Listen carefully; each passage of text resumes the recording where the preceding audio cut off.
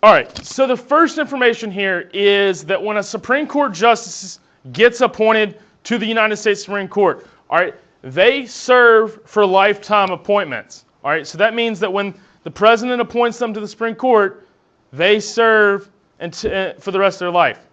All right, so if they resign, the only ways to get off the bench are to resign, die, retire, which is kind of similar to resign, or be removed because you've broken a law, etc.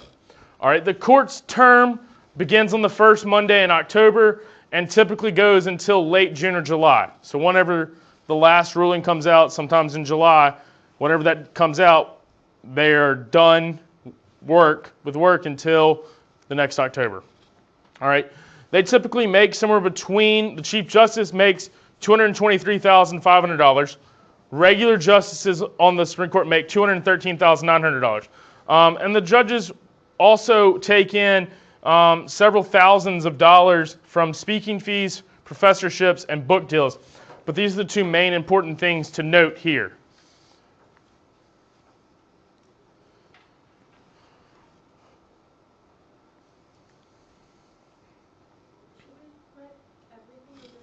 Remember, just what's in red or blue.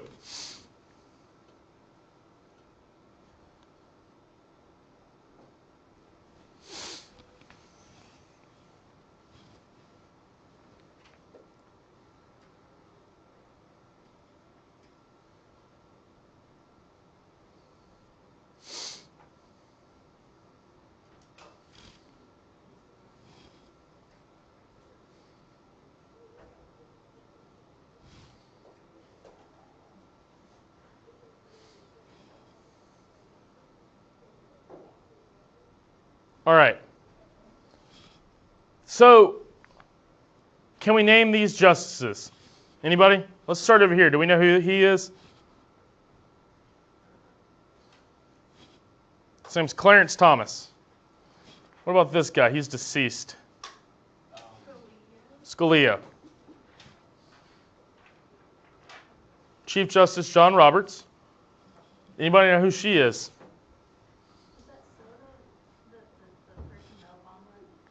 Nope, that's Sotomayor. Actually, yeah. All right, so let's go through this. You got Chief Justice John Roberts. You've got Ruth Bader Ginsburg, Stephen Breyer, Anthony Scalia, who's deceased, Clarence Thomas, Samuel Alito, Anthony Kennedy, Sotomayor, and then Elena Kagan. All right, but like I said, he died. All right, and so just a couple of weeks ago, actually less than that, Donald Trump appointed someone to replace Scalia. His name is Judge Neil M. Gorsh. He's 49 years old. He was previously appointed to the United States Court of Appeals for the 10th Circuit, which is located in Denver, Colorado. And that appointment was done by President George W. Bush. All right, Gorsh is an originalist, and we're going to talk about what originalist means in a little bit. This is a picture of him right here.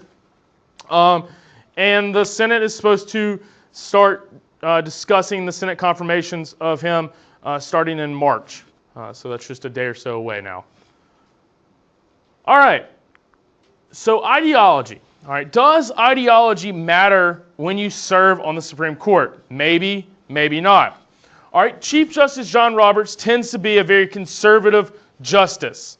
All right. Same thing with Clarence Thomas. Clarence Thomas tends to be a very conservative justice. Kennedy is what we would call a swing justice, meaning that he can vote either with the more conservative justices on the bench or the more liberal justices on the bench. Ruth Bader Ginsburg is very liberal.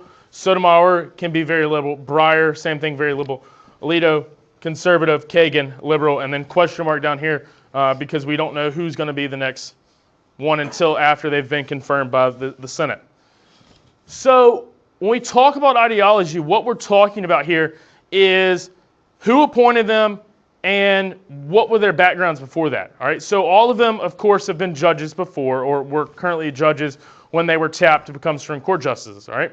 And their ideology does play a role. All right. It doesn't always play a role, but it can play a role. So, for instance, if I'm a Republican senator from Alabama, does that mean that I always vote everything Republican in the House or the Senate? No. What does it mean? I can do what?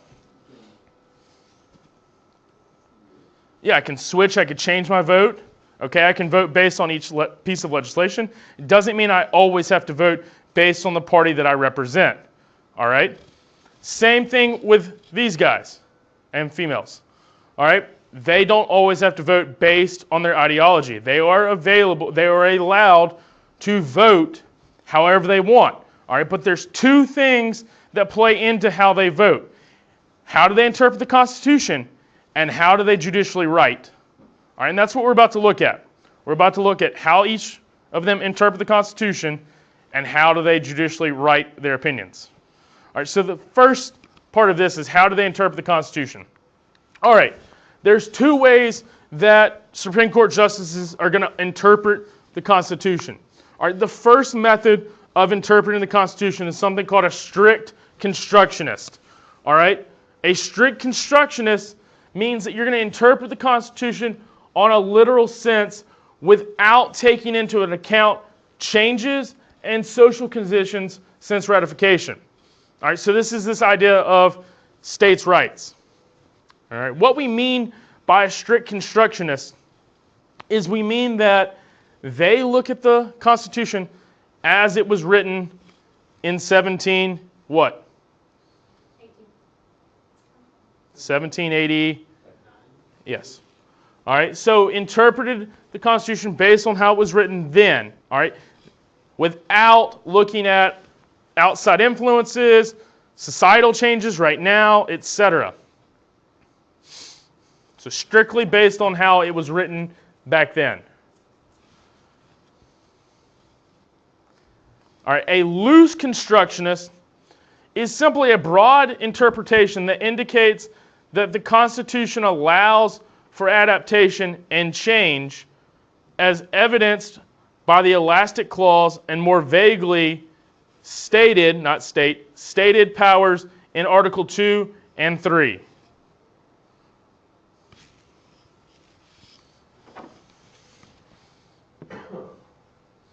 Nope.